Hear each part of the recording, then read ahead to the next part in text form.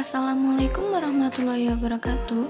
Di sini kami dari kelompok 3 akan menjelaskan materi tentang aspek manajemen dalam studi kelayakan bisnis dari mata kuliah studi kelayakan bisnis. Anggota dari kelompok 3 yang pertama ada Danar Wahyu, yang kedua ada Krisna Afifa, yang ketiga ada Kiki Lestari, yang keempat ada Afiari Kintara, dan yang terakhir ada Muhammad Tri Cahyanto. Oke, langsung saja kita ke materi yang pertama tentang aspek manajemen yang akan dijelaskan oleh Saudari Afiari. Assalamualaikum warahmatullahi wabarakatuh. Saya Afiari Kintara Rizky dengan NIM akhir 276 akan menjelaskan mengenai aspek manajemen.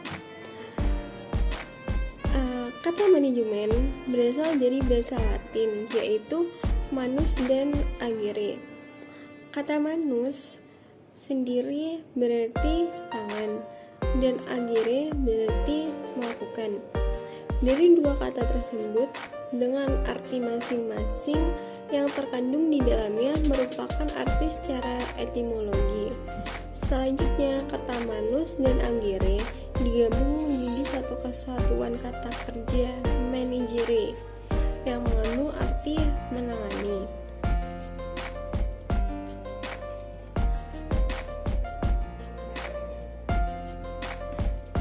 Secara etimologi, managere diterjemahkan ke dalam bahasa Inggris menjadi to manage. Dengan kata benar manajemen, dalam bahasa Indonesia diartikan manajemen yang berarti pengelolaan. Menurut George Terry, manajemen dipandang sebagai suatu proses khusus yang meliputi perencanaan, pengorganisasian, pengimplementasian, dan pengawasan yang dilakukan untuk mencapai tujuan sebuah organisasi melalui pemanfaatan sumber daya manusia dan sumber daya lainnya. Jadi dapat disimpulkan pengertian manajemen yaitu suatu upaya pemberian bimbingan pengarahan melalui perencanaan, koordinasi, pengintegrasian, pembagian tugas secara profesional dan proporsional, pengorganisasian, pengendalian, dan pemanfaatan sumber daya alam untuk menetapkan tujuan yang telah ditetapkan. Dalam aspek manajemen dibagi menjadi 4. Yang pertama ada perencanaan, yang kedua ada pengorganisasian, yang ketiga ada pengarahan, dan yang keempat ada pengendalian. Untuk yang pertama yaitu perencanaan. Tujuan dari gagasan usaha atau proyek adalah untuk mendapatkan keuntungan atau manfaat sesuai dengan tujuan yang telah tercantum dalam studi kelayakan.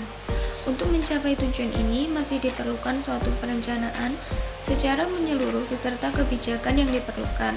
Di samping itu perlu adanya pedoman kerja agar para karyawan dapat mengetahui apa yang akan dikerjakan. Langkah selanjutnya, perlu ditetapkan suatu program kerja untuk mencapai tujuan yang telah ditetapkan, serta menyusun kegiatan-kegiatan yang diperlukan dan dijabarkan dalam bentuk angka-angka, baik dalam bentuk kuantitas maupun dalam bentuk nilai yang dituangkan dalam anggaran perusahaan. Perencanaan dalam anggaran perusahaan juga harus dilakukan dengan sebaik mungkin, seperti membuat anggaran pembelian, anggaran produksi, anggaran penjualan, dan anggaran lainnya disesuaikan dengan kebutuhan dari masing-masing usaha atau proyek yang dijalankan.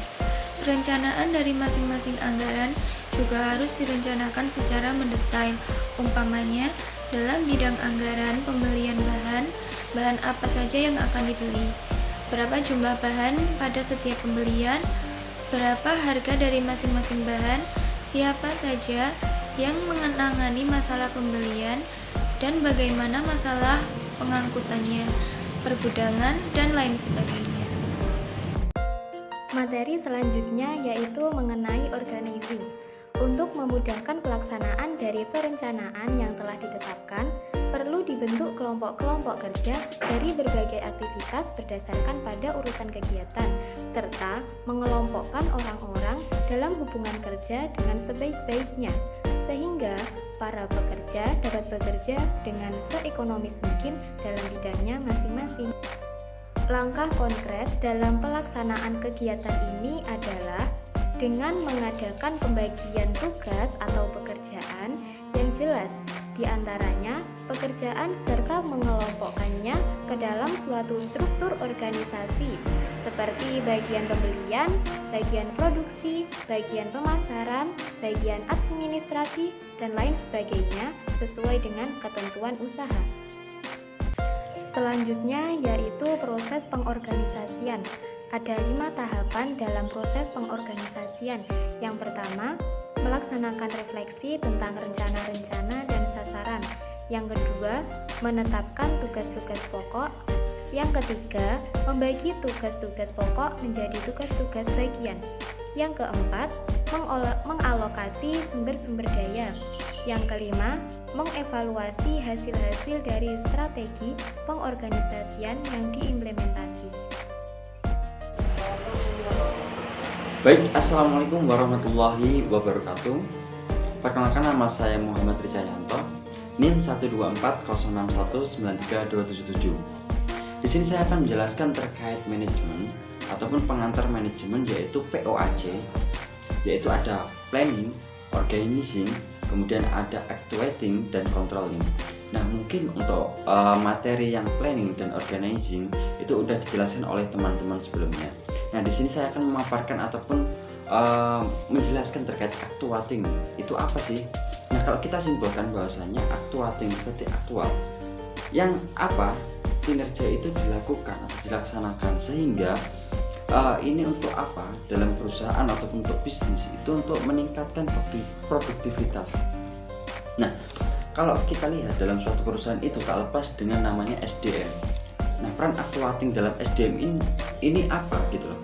Jadi peran actuating dalam SDM itu yaitu memberikan pelatihan kepada karyawan, sehingga untuk apa? Agar produktivitas dari perusahaan itu sendiri itu meningkat. Nah, selain itu kinerja karyawan yang bagus, otomatis output yang dihasilkan oleh perusahaan itu sendiri pastinya akan maksimal juga. Nah, kemudian kalau perannya di operasional. Nah, operasional itu ada apa? Otomatis memberikan pelatihan kepada karyawan untuk contohnya pembukuan itu bagaimana sih, terus ada menyusun barang, mungkin itu menjadi poin-poin penting dalam suatu actuating di dalam perusahaan terkait operasional. Nah, kalau pemasaran itu gimana?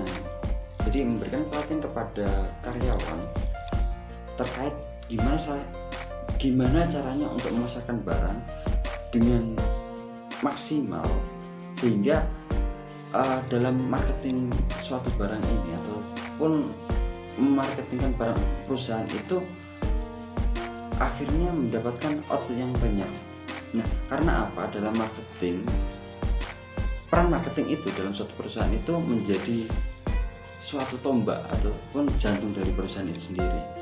Nah, sebenarnya banyak sekali sih peran-peran actuating di dalam perusahaan ataupun bisnis, sehingga kita tidak melulu hanya SDM, karena untuk saat ini yang saya bahas itu terkait SDM ya, karena perusahaan ataupun bisnis itu kalau kita kualitas dari SDM-nya itu sendiri kurang, maka ya tingkat produktivitas suatu perusahaan atau bisnis itu juga kurang gitu loh. Nah, manajemen seperti itulah yang harus dipikirkan oleh seorang manajer ataupun pengelola UMKM. Kalau misalkan dalam skala kecil itu penting gitu loh, baik pembukuan, kemudian tingkat produktivitas dari sumber daya manusianya itu sendiri, sehingga kualitas yang dibentuk oleh suatu perusahaan atau bisnis pun akan dilirik oleh suatu nasabah ataupun pelanggan seperti itu. Nah, mungkin materi yang saya sampaikan seperti ini, kurang lebihnya mohon maaf. Kita lanjut ke sesi diskusi materi selanjutnya terkait kontrol yang akan dilanjutkan oleh teman saya selanjutnya. Selanjutnya, controlling. Controlling adalah sebuah proses di mana para manajer melakukan pemantauan serta mengatur bagaimana organisasi dan seluruh elemennya dapat menjalankan kegiatan yang diperlukan untuk mencapai tujuan organisasi secara efisien dan efektif. Ada 3 tipe controlling. Yang pertama, pengawasan pendahuluan. Pengawasan ini juga disebut dengan string control. Pengawasan ini dirancang guna mengantisipasi berbagai masalah penyimpangan dari standar pelaksanaan yang ditetapkan dan mungkin dilakukan koreksi sebelum suatu tahap diselesaikan atau kegiatan belum dilaksanakan. Yang kedua, pengawasan konkret. Pengawasan konkret adalah pengawasan yang dilakukan bersama dengan pelaksanaan kegiatan. Pengawasan ini sering disebut pengawasan ya tidak scaring control, berhenti terus serta dilakukan selama kegiatan berlangsung dan dalam kurun waktu pelaksanaan kegiatan. Yang ketiga, pengawasan umpan balik atau feedback control. Pengawasan ini juga dikenal dengan past action control yang melakukan pengukuran hasil dari suatu proses kegiatan yang telah diselesaikan dan pengukuran ini dilaksanakan setelah kegiatan terjadi. Faktor yang dapat membuat controlling dibutuhkan.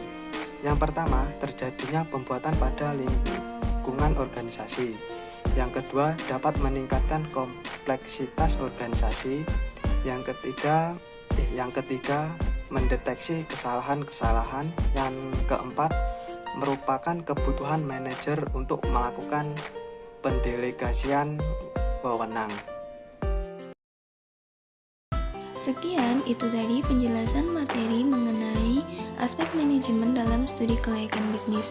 Semoga videonya dapat bermanfaat. Kami dari kelompok 3 mengucapkan terima kasih. Wassalamualaikum warahmatullahi wabarakatuh.